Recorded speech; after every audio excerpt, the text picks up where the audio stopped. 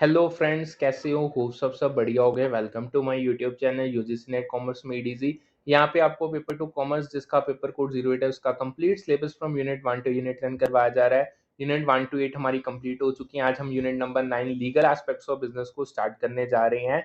Revision series general paper 1 और paper two commerce की YouTube पे रन कर रही है। सो स्टार्ट करने से पहले do like subscribe and share the channel. जो हमारी आज टॉपिक है, जो हमारा सेशन है, वो है related to legal aspects of business, जिसमें जो हमारा मेन टॉपिक आता है इंडियन कॉन्ट्रैक्ट एक्ट। देखो, इंडियन कॉन्ट्रैक्ट एक्ट एक ऐसा लॉ है जो इंडिया में कॉन्ट्रैक्ट्स के सारे एस्पेक्ट्स को डिफाइन और रेगुलेट करता है, फॉर्मेशन से लेकर परफॉर्मेंस और इन्फोर्समेंट तक। ये बताता है कि एक वैलिड कॉन्ट्रैक्ट कैसे बनता है, कौन कॉन्ट्रैक्ट्स बना सकता है, और अगर कोई कॉन्ट्रैक्ट टूट जाए तो क्या रेमेडीज हैं। कॉन्ट्रैक्ट्स बिजनेस का बैकबोन है, चाहे वो सप्लायर एग्रीमेंट्स हो, एम्प्लॉयमेंट कॉन्ट्रैक्ट्स हो या सर्विस डील्स हो। ये लॉ इंश्योर करता है कि पार्टीज अपने प्रोमिसेस को सीरियसली लें और डिस्प्यूट्स को फेयरली रिजॉल्व किया जाए। ठीक है जी। अब बात करते हैं, अब इसको थोड़ा सा डिटेल में चलते हैं। What makes a contract valid, ये सबसे इंपॉर्टेंट है। देखो, एक वैलिड कॉन्ट्रैक्ट बनाने के लिए कुछ एसेंशियल एलिमेंट्स होने चाहिए, वरना कॉन्ट्रैक्ट लीगली बाइंडिंग नहीं होता। इंडियन कॉन्ट्रैक्ट एक्ट 1872 इनको क्लियरली डिफाइन करता है। अब इनको हम समझते हैं। सबसे पहला आता है ऑफर एंड एक्सेप्टेंस। एक पार्टी को लॉफुल ऑफर, लाइक जिसे आप प्रपोजल कह देते हो, बनाना पड़ता है और दूसरी पार्टी को उसको एक्सेप्ट करना पड़ता है। ऑफर एक क्लियर इंटेंशन दिखाता है to enter into a contract with specific terms. Acceptance भी अनकंडीशनल और कम्युनिकेटेड होनी चाहिए। ठीक है जी। अगर एग्जांपल दूं, तुम एक शॉप से फोन खरीदने का ऑफर करते हो और शॉपकीपर एक्सेप्ट करता है, ये एक वैलिड स्टेप है। अब एक इसमें ना क्वेश्चन आया था, शॉप डिस्प्ले केस। देखो, display of goods by a shopkeeper with prices marked on them is not an offer but an invitation to treat. ये लाइन ऐसे लिखी थी, इसका मतलब कि शॉप में गुड्स विद प्राइजेस दिखाना ऑफर नहीं, बल्कि पब्लिक को इनवाइट करना है कि वो ऑफर करें टू बाय। शॉपकीपर उस ऑफर को एक्सेप्ट या रिजेक्ट कर सकता है। इसकी एक और एग्जांपल थी, pharmaceutical society of great Britain versus would cash chemist. एक यूके केस था जो इंडिया में अप्लाई हुआ, ने ये कंफर्म किया कि shop display invitation to treat है। ठीक है जी। सेकंड मेन आता है intention to create legal relations. देखो, पार्टीज को लीगली बाइंडिंग एग्रीमेंट बनाने का इंटेंशन होना चाहिए। सोशल या डोमेस्टिक एग्रीमेंट जैसे फ्रेंड्स के बीच डिनर प्लान, ये यूजली लीगल इंटेंट नहीं करती। एग्जाम्पल अगर दूं, एक बिजनेस डील में सप्लायर और रिटेलर का एग्रीमेंट लीगल रिलेशंस क्रिएट करता है। तीसरा, लॉफुल कंसिडरेशन। कॉन्ट्रैक्ट में समथिंग ऑफ वैल्यू, जिसे आप कंसिडरेशन कहते हो, का एक्सचेंज होना चाहिए अगर वो लॉफुल है। कंसिडरेशन मनी भी हो सकती है, सर्विसेज भी हो सकती हैं, कोई प्रॉमिस भी हो सकता है, लेकिन इलीगल नहीं होना चाहिए। एग्जाम्पल अगर दूं, तुम एक लैपटॉप के लिए 50,000 रुपए देते हो, ये कंसिडरेशन ठीक है। अब आगे आता है कॉम्पिटेंट पार्टीज। कॉन्ट्रैक्ट बनाने वाली पार्टीज लीगली कॉम्पिटेंट होनी चाहिए। अब इसकी डिटेल हम आगे करेंगे, ये पूरा हमारा टॉपिक बनता है। एग्जाम्पल अगर दूं, एक 18 साल का एडल्ट एक वैलिड कॉन्ट्रैक्ट बना सकता है, लेकिन 10 साल का नहीं। पांचवा आता है फ्री कॉन्सेंट। पार्टीज का कॉन्सेंट फ्रीली गिवन होना चाहिए, without coercion, undue influence, fraud, miss representation या मिस्टेक नहीं होनी चाहिए। ये भी हम डिटेल में करेंगे। एग्जाम्पल दूं, अगर कोई तुम्हें गन पॉइंट पे कॉन्ट्रैक्ट साइन करने को मजबूर करे, वो फ्री कॉन्सेंट नहीं है। सिक्स आता है lawful object and consideration. Contract का ऑब्जेक्ट यानी जो पर्पस है और कंसिडरेशन लॉफुल होनी चाहिए, फॉरबिडन बाय लॉ नहीं होनी चाहिए। जैसे ड्रग स्मगलिंग इलीगल है। एग्जाम्पल अगर दूं, एक रेंटल एग्रीमेंट लॉफुल है, लेकिन स्टोलन गुड्स का कॉन्ट्रैक्ट इलीगल है। ठीक है जी। अब बात आती है who can enter a contract. ये बहुत इंपॉर्टेंट है, ये प्रीवियस ईयर क्वेश्चन है। देखो, कैपेसिटी ऑफ पार्टीज का मतलब है कि कॉन्ट्रैक्ट बनाने वाली पार्टीज को लीगल कॉम्पिटेंस होनी चाहिए। इंडियन कॉन्ट्रैक्ट एक्ट 1872 के अकॉर्डिंग कुछ स्पेसिफिक क्राइटेरिया हैं। अब इन क्राइटेरिया को समझते हैं। सबसे पहले आता है मेजर। देखो, पर्सन को एज ऑफ मैच्योरिटी अटेन करनी चाहिए अगर उसने कॉम्पिटेंट बनना है, यानी 18 ईयर्स से ऊपर ही वो होना चाहिए। माइनर्स जो अंडर 18 है वो जनरली कॉन्ट्रैक्ट्स नहीं बना सकते एक्सेप्ट नेसेसिटीज के लिए। ठीक है। एग्जाम्पल अगर दूं, एक 20 साल का एक वैलिड एम्प्लॉयमेंट कॉन्ट्रैक्ट साइन कर सकता है। फिर सेकंड आता है sound mind. Party sound mind की होनी चाहिए, मेंटल इलनेस या अनसाउंडनेस से डिस्क्वालीफाइड नहीं होनी चाहिए जब कॉन्ट्रैक्ट हो रहा है। एग्जाम्पल अगर दूं, एक पर्सन जो मेंटली स्टेबल है एक वैलिड प्रॉपर्टी लीज साइन कर सकता है। तीसरा, not disqualified by law.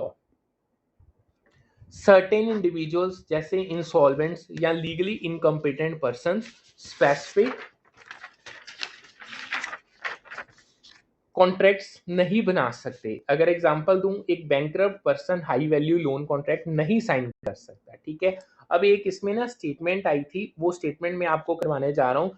True statements on contractual capacity जो थी, देखो, minus can contract for necessities, यानी माइनस जो 18 साल के नीचे हैं एज से, वो कॉन्ट्रैक्ट्स बना सकते हैं नेसेसिटीज के लिए, like essential goods and services like food, clothing और एजुकेशन के लिए, जो उनके वेलबींग के लिए जरूरी है। नॉन इसेंशियल कॉन्ट्रैक्ट्स वॉइडेबल हैं या अनइनफोर्सेबल होते हैं बाय माइनर। अब एग्जांपल आपको दूं, एक 16 साल का लड़का हॉस्टल फीस के लिए कॉन्ट्रैक्ट साइन कर सकता है, ये उसकी नेसेसिटी है। Convicts can not enter into valid contracts for nor sue. एक कन्विक्ट के कॉन्ट्रैक्ट्स यूजुअली वॉइड या अनइनफोर्सेबल होते हैं और वो लीगल एक्शंस परस्यू नहीं कर सकते ड्यूरिंग कन्विक्शन। एग्जांपल अगर दूं, एक jailed person property sale contract नहीं बना सकता। तो अब बात आती है व्हाट इज फ्री कॉन्सेंट। देखो, फ्री कॉन्सेंट का मतलब कि पार्टीज अपनी मर्जी से कॉन्ट्रैक्ट के टर्म्स को एग्री करें without any coercion, undue influence, fraud, miss representation या मिस्टेक। अगर कंसेंट फ्री नहीं है, कॉन्ट्रैक्ट वॉइडेबल हो सकता है at the option of the aggrieved party. कुछ की फैक्टर्स हैं जो फ्री कॉन्सेंट को अफेक्ट करते हैं। सबसे पहला, कोर्जन, फोर्स या थ्रेट से कंसेंट लेना, यानी ब्लैकमेल करना, ये चीज गलत है। अनड्यू इन्फ्लुएंस की बात करें, एक पार्टी का दूसरे पे इम्प्रॉपर इन्फ्लुएंस होना, स्पेशली रिलेशनशिप्स होनी विद पावर इम्बैलेंस। तीसरा, relationships raising presumption of undue influence, यानी अब जो ये वो रिलेशनशिप्स हैं जो अनड्यू इन्फ्लुएंस की प्रिजम्पशन दिखाती हैं, लाइक पेरेंट एंड चाइल्ड की। पेरेंट्स का इन्फ्लुएंस स्ट्रॉन्ग होता है ड्यू टू अथॉरिटी। डॉक्टर और पेशेंट की, पेशेंट डॉक्टर पे ट्रस्ट करता है जिससे वल्नरेबिलिटी क्रिएट होती है।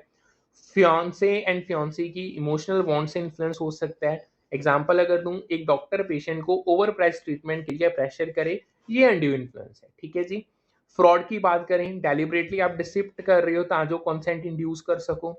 मिस रिप्रेजेंटेशन की बात करें, फॉल्स स्टेटमेंट जो कंसेंट को अफेक्ट करें, लाइक जो अनइंटेंशनल होती हैं। मिस्टेक की बात करूं, म्यूचुअल या यूनिलेटरल मिसअंडरस्टैंडिंग आप कॉन्ट्रैक्ट की टर्म्स की कर रहे हो। एग्जाम्पल अगर दूं, अगर एक सेलर कार के माइलेज के बारे में झूठ बोले, या फ्रॉड या मिसरिप्रेजेंटेशन ये हो सकती है, ठीक है जी। अब बात आती है हाउ इज कॉन्ट्रैक्ट डिस्चार्ज। देखो, डिस्चार्ज ऑफ कॉन्ट्रैक्ट का मतलब कॉन्ट्रैक्ट का एंड होना, जब पार्टीज की ऑब्लिगेशंस खत्म हो जाती हैं। Indian contract act 1872 multiple ways को डिफाइन करता है। अब इसमें जो मेथड्स आते हैं, सबसे पहला आता है परफॉर्मेंस। जब पार्टीज अपने कॉन्ट्रैक्चुअल ऑब्लिगेशंस पूरे कर लेते हैं, कॉन्ट्रैक्ट ऑटोमेटिकली डिस्चार्ज हो जाता है। एग्जांपल अगर दूं, एक सप्लायर गुड्स डिलीवर करता है और बायर पेमेंट करता है, इससे कॉन्ट्रैक्ट कंप्लीट हो जाता है। फिर आता है एग्रीमेंट। पार्टीज म्यूचुअल कंसेंट से कॉन्ट्रैक्ट टर्मिनेट कर सकती हैं। एग्जांपल अगर दूं, एक लैंडलॉर्ड और टेनेंट म्यूचुअली रेंट एग्रीमेंट को कैंसिल कर सकते हैं। फिर आता है ब्रीच। अगर एक पार्टी अपनी ऑब्लिगेशन परफॉर्म नहीं करती, इनोसेंट पार्टी कॉन्ट्रैक्ट को डिस्चार्ज मान सकती है। एग्जांपल अगर दूं, एक कॉन्ट्रैक्टर बिल्डिंग प्रोजेक्ट अबंडन करे, क्लाइंट कॉन्ट्रैक्ट एंड कर सकता है अपने बिहाफ पे। चौथा, इम्पॉसिबिलिटी। अगर परफॉर्मेंस इम्पॉसिबल हो जाए due to unforeseen events, contract discharge हो जाता है। लाइक डिटेल्स, ये जो अभी ये चीज है ना, ये एक टॉपिक आता है सुपरवेनिंग इम्पॉसिबिलिटीज, उसके अंदर ये पूरी हम डिटेल में इसको करेंगे। एग्जाम्पल अगर दूं, एक कॉन्सर्ट कैंसिल हो जाए due to natural disaster, contract automatically discharge हो जाएगा। पांचवा आता है ऑपरेशन ऑफ लॉ। देखो, इवेंट्स जैसे डेथ, बैंकरप्सी या लीगल चार्जेस कॉन्ट्रैक्ट डिस्चार्ज कर सकते हैं। एग्जाम्पल अगर दूं, एक पार्टी की डेथ से पर्सनल सर्विस कॉन्ट्रैक्ट डिस्चार्ज हो जाता है। डिस्चार्ज, अब आगे आते हैं discharge by mutual consent method. उसके कुछ मेन जो पेपर में ये प्रीवियस ईयर क्वेश्चन है।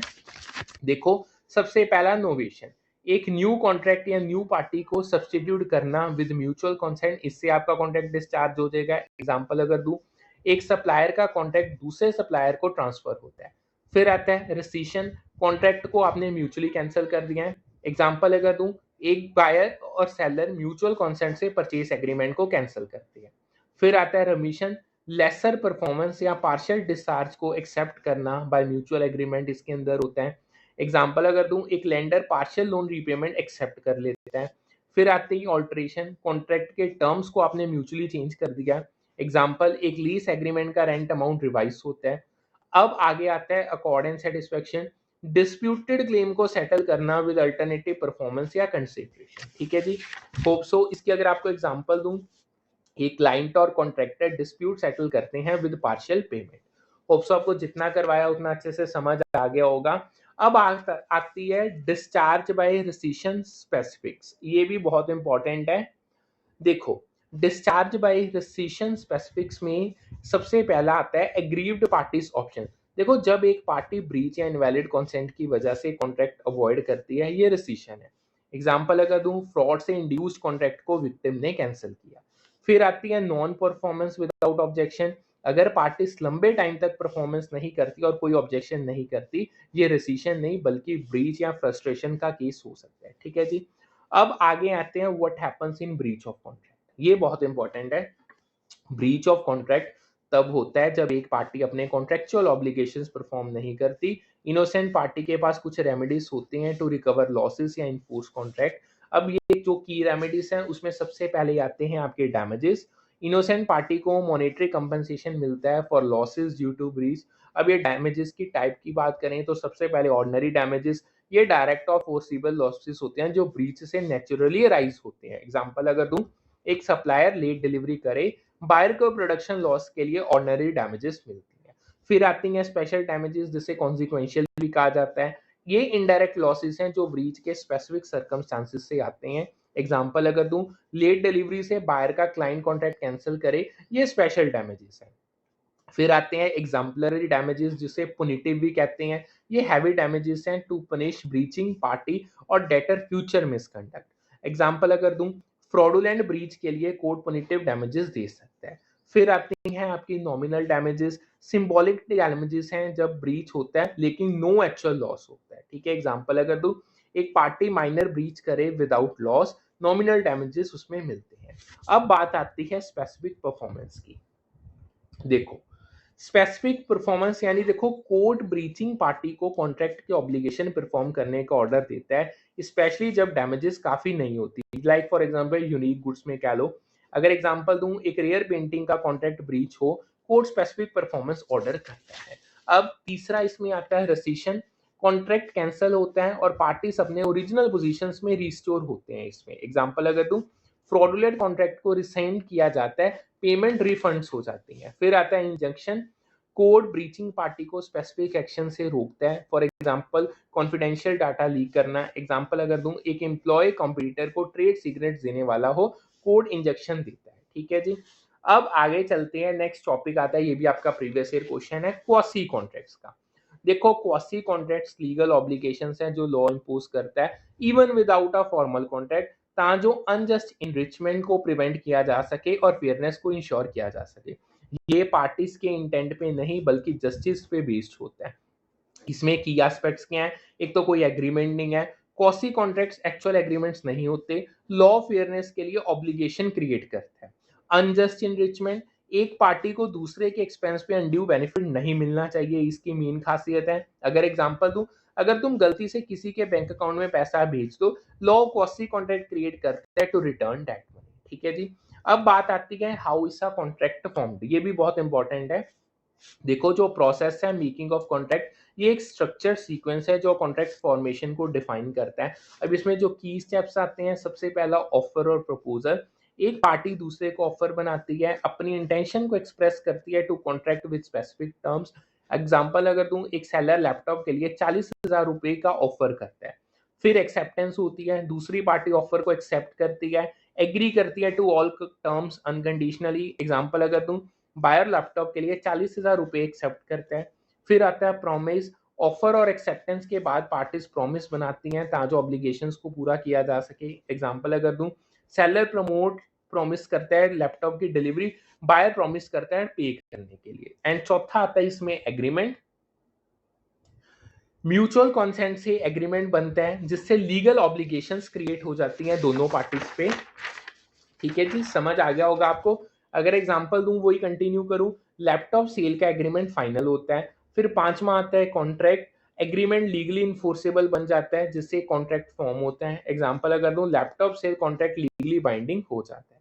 अब जो करेक्ट ऑर्डर है मैनिफेस्टेशंस का जो पेपर में पूछा गया, देखो सबसे पहले ऑफर, फिर एक्सेप्टेंस, फिर कॉन्ट्रैक्ट और फिर ब्रीच अगर एप्लीकेबल है। ऑफर पहले आता है, फिर एक्सेप्टेंस होती है, फिर कॉन्ट्रैक्ट बनता है और अगर कोई ऑब्लिगेशन तोड़ दे तो ब्रीच होता है। अब एक इसमें बहुत इंपॉर्टेंट आता है, उसको मैं आपको बताने जा रहा हूँ।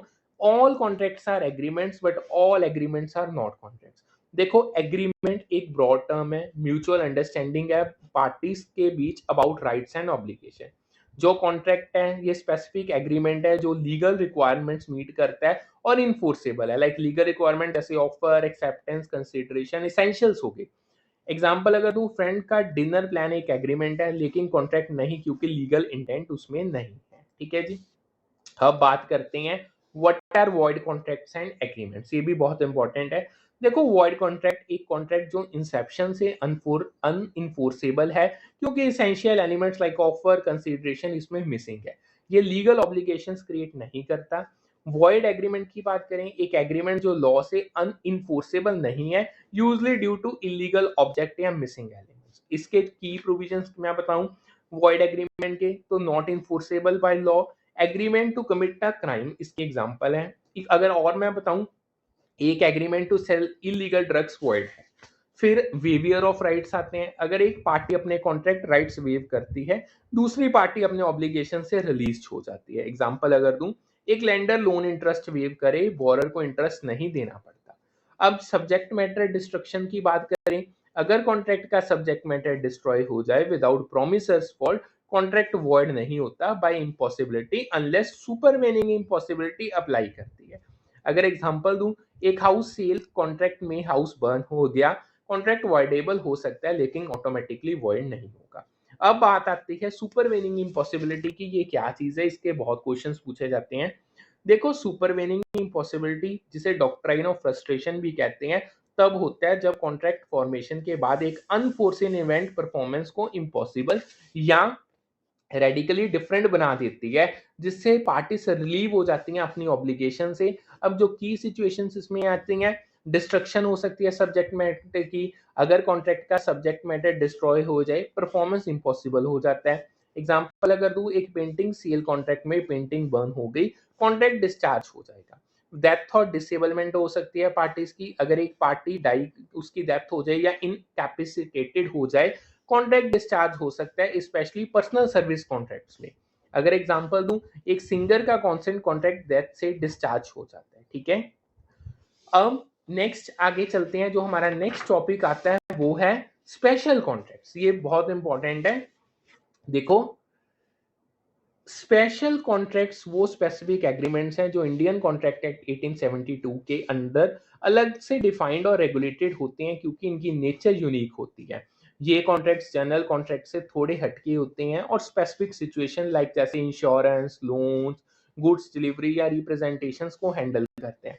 हम बात करेंगे तीन मेन कैटेगरीज की, contract of indemnity and guarantee, contract of bailment and praise and contract of agency. ये कॉन्ट्रैक्ट्स बिजनेस में ट्रस्ट और एफिशिएंसी बनाए रखते हैं, इंश्योर करते हैं कि पार्टीज अपने प्रोमिसेस को सीरियसली ले और डिस्प्यूट्स को फेयरली रिजॉल्व करें। अब सबसे पहला आता है what are contracts of indemnity and guarantee. देखो contracts of indemnity and guarantee दो ऐसे कॉन्ट्रैक्ट्स हैं जो फाइनेंशियल रिस्क और ऑब्लिगेशंस को कवर करते हैं, स्पेशली जब कोई लॉस या डिफॉल्ट होता है। चलो दोनों को अब समझते हैं। सबसे पहले कॉन्ट्रैक्ट ऑफ इंडेमनिटी।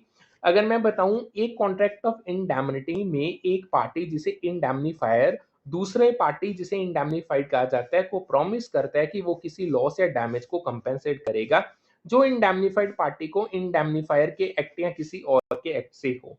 अगर पर्पस बताऊं, ये कॉन्ट्रैक्ट लॉस को कवर करता है, फाइनेंशियल प्रोटेक्शन को इंश्योर करता है। एग्जांपल अगर दूं, इंश्योरेंस कॉन्ट्रैक्ट इंडेमनिटी के क्लासिक एग्जांपल हैं। अगर तुम्हारा कार एक्सीडेंट में डैमेज हो जाए, इंश्योरेंस कंपनी जो इंडेमनीफायर है वो तुम्हारा लॉस को कवर करती है, तुम्हें इंडेमनीफाइड करती है। अब इसमें एक क्वेश्चन आता है, राइट्स क्या है इंडेमनिटी होल्डर की। देखो इंडेमनिटी होल्डर जो लॉस कवर मांगता है कि कुछ स्पेसिफिक राइट्स होते हैं under section 125 of Indian contract act. सबसे पहला ऑल डैमेजेस, वो सारे डैमेजेस क्लेम कर सकता है जो उसको किसी सूट में पे करने पड़े related to indemnity promise example अगर दूं, अगर एक कॉन्ट्रैक्टर का इक्विपमेंट डैमेज हो जाए और क्लाइंट उसको स्यू करे, कॉन्ट्रैक्टर इंडेमनीफायर से डैमेजेस क्लेम कर सकता है। ऑल कॉस्ट, वो सारे कॉस्ट क्लेम कर सकता है जो उसको सूट डिफेंड करने में बियर करने पड़े। एग्जाम्पल अगर दूं, एक बिजनेस लीगल फीस क्लेम करता है जब वो इंडेमनिटी के अंदर एक केस को फाइट करता है। All sums paid under compromise, तीसरा वो सारे सम्स क्लेम कर सकता है जो उसने सूट के कंप्रोमाइज के अंदर पे किए, प्रोवाइडेड कंप्रोमाइज कॉन्ट्रैक्ट के अगेंस्ट ना हो। एग्जाम्पल अगर दूं, एक कंपनी सेटलमेंट के लिए पेमेंट करे, इंडेमनिफायर उसको कवर करता है। फिर आता है कॉन्ट्रैक्ट ऑफ गारंटी। एक कॉन्ट्रैक्ट ऑफ गारंटी में एक पर्सन जिसे श्योरिटी किया जाता है प्रॉमिस करता है कि वो दूसरे पर्सन जो प्रिंसिपल डेटर है के डेट या ऑब्लिगेशन के लिए रिस्पॉन्सिबल होगा अगर डेटर डिफॉल्ट करे। श्योरिटी क्रेडिटर को गारंटी देता है कि डेटर का ऑब्लिगेशन फुलफिल होगा। अब इसमें जो की पार्टीज आती हैं, प्रिंसिपल डेटर जो ओरिजिनल ऑब्लिगेशन को वो करता है, श्योरिटी जो गारंटी देता है, क्रेडिटर जिसको पेमेंट या परफॉर्मेंस ड्यू है। अब इसमें टाइप्स बताऊं, स्पेसिफिक गारंटी एक पर्टिकुलर ट्रांजैक्शन के लिए होती है, कॉन्टिन्यूइंग गारंटी ऑनगोइंग ट्रांजैक्शंस के लिए जो फ्यूचर तक कवर करती है, गारंटी विदाउट कंसिडरेशन वैलिड हो सकती है अंडर सर्टेन कंडीशंस। एग्जांपल अगर दूं, अगर तुम्हारा एक फ्रेंड के लिए बैंक लोन गारंटी करे और वो ईएमआई नहीं भरे, बैंक तुम्हें श्योरिटी यानी तुमसे पैसा मांगेगा बीइंग अ श्योरिटी। अब इसके आपको अगर मैं मेन फीचर्स बताऊं, अगर प्रिंसिपल डेटर फेल करता है, श्योरिटी लायबल होता है। गारंटी कॉन्ट्रैक्ट सेकेंडरी ऑब्लिगेशन है, प्राइमरी ऑब्लिगेशन डेटर की होती है। एग्जांपल अगर दूं, एक सप्लायर बैंक गारंटी देता है टू इंश्योर टाइमली डिलीवरी, अगर सप्लायर फेल करे, बैंक बायर को कंपेंसेट करता है। ठीक है जी। अब आगे आते हैं what are contracts of bailment and pledge, इसको समझते हैं। देखो, contracts of bailment and pledge goods के टेम्परेरी ट्रांसफर के बारे में है, लेकिन दोनों का पर्पस अलग है। अब इनको डिटेल में देखते हैं। सबसे पहला कॉन्ट्रैक्ट ऑफ बेलमेंट आता है। एक कॉन्ट्रैक्ट ऑफ बेलमेंट में एक पार्टी यानी जो बेलर है गुड्स को दूसरे पार्टी जिसको बेली कहा जाता है को स्पेसिफिक पर्पस के लिए डिलीवर करता है। बेली गुड्स की केयर करता है और पर्पस कंप्लीट होने के बाद उनको रिटर्न या डिस्पोज करता है एज पर बेलर्स इंस्ट्रक्शन। फीचर्स क्या है? बेलर ओनरशिप रखता है, बेली के पास टेम्पररी पोजेशन होती है, पर्पस कंप्लीट होने के बाद गुड्स वापस या डिस्पोज होते हैं। ठीक है जी। अब एग्जाम्पल दूं, तुम अपना लैपटॉप फ्रेंड को एक प्रोजेक्ट के लिए देते हो, वो यूज करके वापस करेगा, ये बेलमेंट है। बैंक लॉकर की एग्जांपल जो अपना एक प्रीवियस ईयर क्वेश्चन है जो पेपर में पूछा जाता है। देखो, बैंक लॉकर हायर करना एक बेलमेंट कॉन्ट्रैक्ट है। कस्टमर यानी जो बेलर है अपने वैल्यूएबल लॉकर में रखता है, बैंक जो बेली है उनकी सेफ कीपिंग करता है, लेकिन ओनरशिप कस्टमर की ही रहती है। अब ड्यूटीज आती हैं बेलर्स की। ड्यूटीज क्या है बेलर की, उसको देखते हैं। सबसे पहले बियर एक्स्ट्राऑर्डिनरी एक्सपेंसेस, बेलर को गुड्स के प्रेजर्वेशन या मेंटेनेंस के एक्स्ट्राऑर्डिनरी एक्सपेंसेस को बियर करना होता है। एग्जांपल, अगर एक हॉर्स बेली को दिया जाए और वेट बिल्स आए, बेलर ये पे करेगा। सेकंड आती है indemnify the bailee, bailor bailee को इंडेमनीफाई करता है फॉर एनी लॉस या डैमेज जो गुड्स की वजह से हो, provided bailee within authority act करता है। एग्जांपल अगर दूं, अगर बेली गुड्स यूज करे और लीगल इशू हो, बेलर लॉस को कवर करता है। तीसरा, डिस्क्लोज नोन फॉल्ट्स, बेलर को गुड्स के नोन फॉल्ट्स या डिफेक्ट्स को डिस्क्लोज करना होता है ताकि बेली अवेयर रहे। एग्जांपल अगर दूं, अगर एक कार में ब्रेक इशू है, बेलर बेली को ये चीज बताएगी। अब ड्यूटीज बेली की क्या है? रीजनेबल केयर उसने लेनी है गुड्स की, not use goods for unauthorised purpose, उसको गुड्स को रिटर्न करना है जब पर्पस फुलफिल हो जाए। एग्जांपल अगर दूं, एक ड्राई क्लीनर जो बेली है क्लोथ्स की केयर करता है और टाइम पे रिटर्न करता है।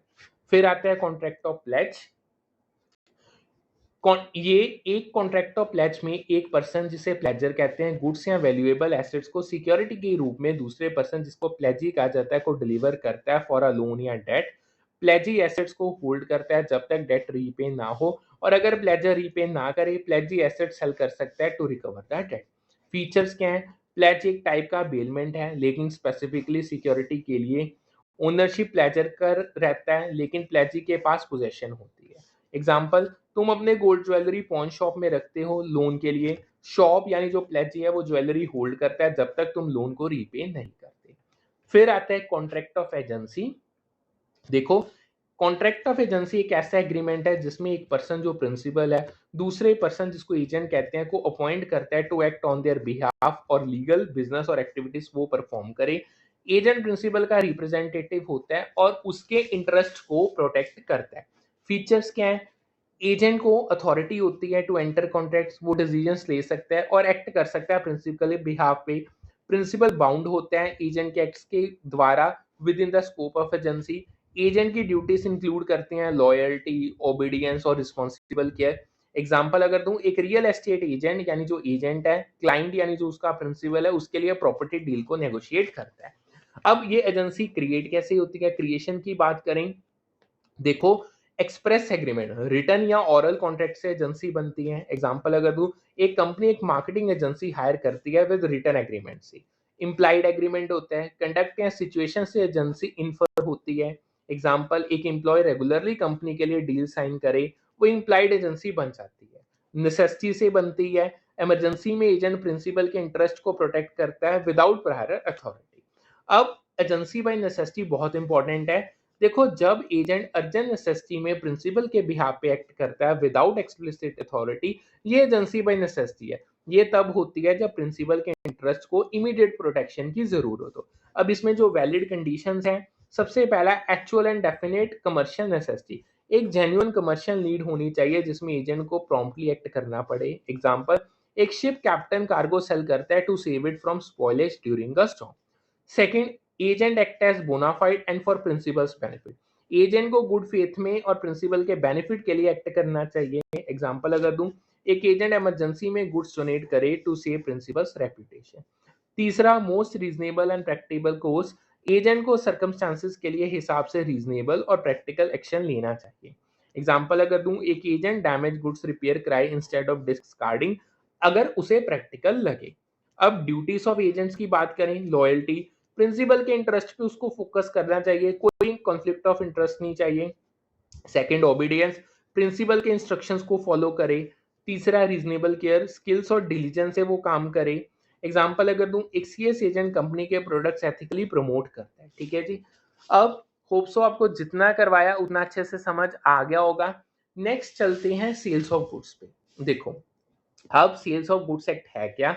सेल्स ऑफ गुड्स एक्ट 1930 एक ऐसा लॉ है जो इंडिया में गुड्स के सेल और परचेज को रेगुलेट करता है। ये बताता है कि गुड्स का ओनरशिप कैसे ट्रांसफर होता है, सेलर और बायर के राइट्स और ड्यूटीज हैं क्या हैं, और अगर कोई डील में प्रॉब्लम हो लाइक नॉन पेमेंट या डिफेक्टिव गुड्स हो तो क्या रेमेडीज है। ये एक्ट बिजनेस ट्रांजैक्शंस का बैकबोन है, चाहे वो रिटेल हो, होलसेल हो या ई कॉमर्स हो। इसके रूल्स इंश्योर करते हैं कि डील्स फेयर और ट्रांसपेरेंट हो और डिस्प्यूट्स लीगली रिजॉल्व हो। अब बात आती है what are this Latin phrases जो पेपर में सबसे ज्यादा पूछे जाते हैं। देखो, सेल्स ऑफ गुड्स एक्ट के कॉन्टेक्स्ट में कुछ लेटेंट फ्रेजेस हैं जो कॉन्ट्रैक्ट लॉ के कोर कॉन्सेप्ट्स को डिफाइन करते हैं।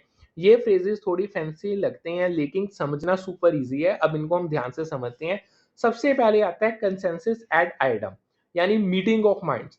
ये मतलब कि कॉन्ट्रैक्ट के लिए दोनों पार्टीज का म्यूचुअल अंडरस्टैंडिंग और एग्रीमेंट होना चाहिए on the same terms. Without consensus ad idem contract valid नहीं होता है। एग्जांपल अगर दूं, तुम एक फोन खरीदने के लिए 20,000 का डील करो और सेलर भी सेम टर्म्स पे एग्री करे, ये कंसेंसस एड आइटम है। ठीक है जी। फिर आता है quid pro Q, something in return. ये मतलब कि कॉन्ट्रैक्ट में एक पार्टी कुछ देती है लाइक गुड्स और दूसरी पार्टी उसके बदले में कुछ देती है लाइक मनी। ये कंसिडरेशन का कॉन्सेप्ट है जो सेल के लिए जरूरी है। एग्जांपल अगर दूं, तुम एक लैपटॉप के लिए 50,000 रुपए देते हो, सेलर तुम्हें लैपटॉप देता है, क्विड प्रो क्यू की एग्जांपल है। फिर आता है quantum meruit, as much as earned. ये लीगल प्रिंसिपल कहता है कि अगर कॉन्ट्रैक्ट अनइंफोर्सेबल हो या पेमेंट टर्म्स क्लियर ना हो, पार्टी रीजनेबल कंपेंसेशन क्लेम कर सकती हैं for work and services provided. Limitation क्या है इसकी? देखो, अगर कॉन्ट्रैक्ट इनडिविजिबल है यानी एक लमसम के लिए और पार्शली परफॉर्म्ड है, क्वांटम मैरियड क्लेम नहीं चलेगा क्योंकि पार्शियल परफॉर्मेंस इंटाइटल नहीं करती टू प्रोपोर्शनेट पेमेंट। एग्जांपल अगर दूं, एक कॉन्ट्रैक्टर एक बिल्डिंग का हाफ काम करे और क्लाइंट कॉन्ट्रैक्ट कैंसिल करे, अगर लमसम कॉन्ट्रैक्ट था, क्वांटम वेरिएंट नहीं मिलेगा। फिर आता है कवीट एम्प्टर, बायर बिहेवियर। ये प्रिंसिपल कहता है कि बायर को गुड्स की क्वालिटी, कंडीशन और सूटेबिलिटी खुद चेक करनी चाहिए बिफोर बाइंग। सेलर रिस्पॉन्सिबल नहीं होता फॉर डिफेक्ट्स अनलेस उन्होंने एक्टिवली कंसील किया है या फॉल्स इंफॉर्मेशन दी है। एग्जाम्पल अगर दूं, तुम एक सेकेंड हैंड कार खरीदो और ब्रेक्स फॉल्टी निकले, कविट एम्प्टर के अंडर सेलर लायबल नहीं है अंटिल फ्रॉड प्रूफ हो सके। ठीक है जी। अब आगे चलते हैं, what makes a sales valid. देखो, एक वैलिड सेल के लिए सेल्स ऑफ गुड्स एक्ट 1930 के अंदर कुछ स्पेसिफिक कंडीशंस मीट करने पड़ते हैं ये इंश्योर करते हैं कि ट्रांजैक्शन लीगली बाइंडिंग हो। अब जो ये की कंडीशंस हैं उसमें सबसे पहला है टाइटल। सेलर के पास गुड्स का लीगल राइट होना चाहिए टू ट्रांसफर ओनरशिप। अगर सेलर का टाइटल नहीं है, सेल वैलिड नहीं होगी। लाइक स्टोलन गुड्स हैं, एग्जाम्पल अगर दूं, एक शॉपकीपर अपना स्टॉक बेच सकता है क्योंकि उसका टाइटल है, लेकिन स्टोलन फोन बेचना इलीगल है। सेकंड आता है डिस्क्रिप्शन। गुड्स को सेलर के डिस्क्रिप्शन के अकॉर्डिंग होना चाहिए। अगर गुड्स मैच नहीं कर रहे तो बायर रिजेक्ट कर सकते हैं। एग्जाम्पल अगर दूं, तुम एक 4 GB रैम फोन ऑर्डर करो और 2 GB रैम वाला मिले, ये ब्रीच ऑफ डिस्क्रिप्शन है। अब आती है बात व्हाट क्वालिफाइज एज गुड्स। ये भी एक प्रीवियस ईयर क्वेश्चन है। देखो, goods sales of goods act के अंदर स्पेसिफिक आइटम्स होते हैं जो सेल का सब्जेक्ट हो सके। एक्ट इनको क्लियरली डिफाइन करता है। लाइक की कैटेगरीज है इसमें मूवेबल प्रॉपर्टी। गुड्स वो टेंजिबल आइटम्स होते हैं जो मूवेबल हैं और एक पार्टी से दूसरी पार्टी को ट्रांसफर हो सकते हैं। एग्जाम्पल अगर दूं, लाइक फोन्स, कार्स, फर्नीचर, ये सब मूवेबल प्रॉपर्टी है। फिर ग्रोइंग क्रॉप्स। क्रॉप्स जो अभी लैंड से अटैच्ड हैं और हार्वेस्ट नहीं हुए, वो भी गुड्स के अंदर आते हैं। एग्जाम्पल अगर लूं, एक फार्मर अपने वीट क्रॉप्स का फ्यूचर सेल कॉन्ट्रैक्ट बना सकता है। ये एक प्रीवियस ईयर क्वेश्चन था। अब है बात व्हाट्स द डिफरेंस, मेन चीज। देखो, सेल और एग्रीमेंट टू सेल दोनों कॉन्ट्रैक्ट्स हैं, लेकिन इनका टाइम और ओनरशिप ट्रांसफर अलग है। चलो अब इसको समझते हैं, इनके की डिफरेंसेस को समझते हैं जो पेपर में सबसे ज्यादा पूछे जाते हैं। देखो, सेल की बात करें, एक सेल में गुड्स का ओनरशिप इमीडिएटली ट्रांसफर होता है from seller to buyer for a price. ये एक एग्जीक्यूटेड कॉन्ट्रैक्ट है, डील कंप्लीट हो जाती है। एग्जांपल अगर तुम एक शॉप से शर्ट खरीदो और पैसा देके उसका ओनर बन जाओ, ये सेल है। फिर आता है एग्रीमेंट टू सेल। एक एग्रीमेंट टू सेल में सेलर फ्यूचर में या किसी स्पेसिफिक कंडीशन के फुलफिल होने पे गुड्स का ओनरशिप ट्रांसफर करने का प्रॉमिस करता है। ओनरशिप अभी ट्रांसफर नहीं होती, ये एक एग्जीक्यूटरी कॉन्ट्रैक्ट है। ठीक है, एग्जाम्पल अगर दूं, तुम एक फोन प्री ऑर्डर करो जो नेक्स्ट मंथ डिलीवर होगा, ये एग्रीमेंट टू सेल हो। ठीक है जी। अब आते हैं doctrine of caveat emptor. Doctrine of caveat emptor यानी बायर बिहेवियर एक प्रिंसिपल है जो कहता है कि बायर को गुड्स की क्वालिटी, कंडीशन और सूटेबिलिटी खुद चेक करनी चाहिए बिफोर परचेज। सेलर रिस्पॉन्सिबल नहीं होता फॉर डिफेक्ट्स अनलेस होने डिफेक्ट्स हो। ठीक है, यानी या कह लो अनलेस उन्होंने डिफेक्ट्स को एक्टिवली कंसील किया है या फॉल्स इन्फॉर्मेशन प्रोवाइड की है। की एस्पेक्ट्स क्या है? बायर को कॉशियस होना चाहिए और गुड्स का थॉरो इंस्पेक्शन करना चाहिए। एक्सेप्शंस हैं जहां कभी टेम्पटर अप्लाई नहीं होता। सबसे पहला, सेलर ने अगर फ्रॉड किया यानी हिडन डिफेक्ट्स थे, गुड्स डिस्क्रिप्शन से मैच नहीं करते, ये सेक्शन 15 कहता है। गुड्स मर्केंटेबल क्वालिटी के नहीं है, ये सेक्शन 16 कहता है। अगर एग्जांपल दूं, तुम एक यूज लैपटॉप खरीदते हो और बैटरी फॉल्टी निकले, कभी टेम्पटर के अंदर सेलर लायबल नहीं है अंटिल उन्होंने डिफेक्ट्स को छुपाया। अब आगे चलते हैं, what are the rights of an unpaid seller. Unpaid seller वो है जिसको गुड्स डिलीवर करने के बाद भी पेमेंट नहीं मिला। सेल्स ऑफ गुड्स एक्ट 1930 इसको कुछ पावरफुल राइट्स देता है ताकि वो अपने इंटरेस्ट को प्रोटेक्ट कर सके। सबसे पहला आता है राइट ऑफ लियन। सेलर को पोजेशन ऑफ गुड्स रिटेन करने का राइट है जब तक पेमेंट ना मिले, प्रोवाइडेड गुड्स अभी यूज के कंट्रोल में है। ये अप्लाई होता है जब गुड्स विदाउट क्रेडिट टर्म्स बेचे गए हैं, क्रेडिट पीरियड एक्सपायर हो गया है और बायर इंसॉल्वेंट हो जाए। एग्जाम्पल अगर दूं, एक शॉपकीपर फर्नीचर डिलीवर नहीं करता जब तक बायर फुल पेमेंट ना करे। Second, right of stoppage in transit. अगर गुड्स इन ट्रांजिट हैं और बायर इंसॉल्वेंट हो जाए, अनपेड सेलर गुड्स को स्टॉप कर सकता है और पोजेशन को रिक्लेम कर सकता है। एग्जाम्पल अगर दूं, एक सप्लायर ट्रक में गुड्स बेचता है, बायर बैंकक्रप्ट हो जाए, सप्लायर ट्रक को वापस बुला सकता है। तीसरा, राइट टू रीसेल। अगर बायर पेमेंट में डिफॉल्ट करे, सेलर गुड्स को रीसेल कर सकता है आफ्टर गिविंग प्रॉपर नोटिस। अगर रीसेल से लॉस हो, ओरिजिनल बायर को उसका डिफरेंस पे करना पड़ेगा। एग्जांपल अगर दूं, एक होलसेलर अनपेड इलेक्ट्रॉनिक्स रीसेल कर सकता है और लॉस के लिए बायर से क्लेम करता है। चौथा आता है right to sue for damages. Seller buyer को डैमेजेस के लिए स्यू कर सकता है अगर पेमेंट ना मिले या कॉन्ट्रैक्ट ब्रीच हो। एग्जांपल अगर दूं, एक सप्लायर नॉन पेमेंट के लिए बायर पे केस करता है। अब बात आती है what are the rights of buyer. ये भी एक प्रीवियस ईयर क्वेश्चन है। देखो, बायर के भी सीएस ऑफ गुड्स एक्ट के अंदर कुछ सॉलिड राइट्स हैं जो इंश्योर करते हैं कि उनको फेयर डील मिले। की राइट्स की बात करें, number 1, right to obtain delivery. Buyer को गुड्स और रिलेटेड डॉक्यूमेंट्स ऑफ टाइटल अगर हैं, रिसीव करने का राइट है as per contract terms. Example अगर दूं, तुम एक फोन ऑर्डर करो, सेलर को टाइम पे डिलीवर करना पड़ेगा। Second, right to reject defective goods. अगर गुड्स डिस्क्रिप्शन से मैच नहीं करते, इंफीरियर क्वालिटी के हैं या एग्रीड स्पेसिफिकेशन मीट नहीं करते, बायर उनको रिजेक्ट कर सकते हैं। एग्जांपल अगर दूं, तुम एक वाटरप्रूफ जैकेट खरीदते हो और वो लीक करे, तुम उसको रिजेक्ट कर सकते हो। तीसरा, right to sue for damages, अगर सेलर गुड्स डिलीवर ना करे या कॉन्ट्रैक्ट टर्म्स ब्रीच करे, बायर डैमेजेस के लिए स्यू कर सकता है उसको। एग्जांपल अगर दूं, सेलर लेट डिलीवरी करे, बायर लॉसेस के लिए क्लेम उसको कर सकता है।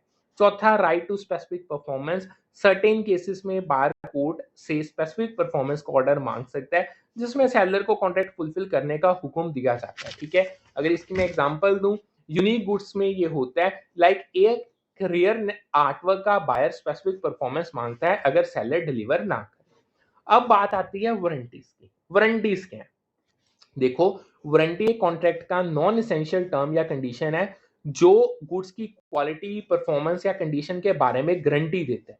अगर वारंटी ब्रीच होती है, एग्रीड पार्टी कॉन्ट्रैक्ट टर्मिनेट नहीं कर सकता लेकिन डैमेजेस को क्लेम कर सकता है। इसमें मेन चीज आती है वारंटी और कंडीशन में डिफरेंस क्या है।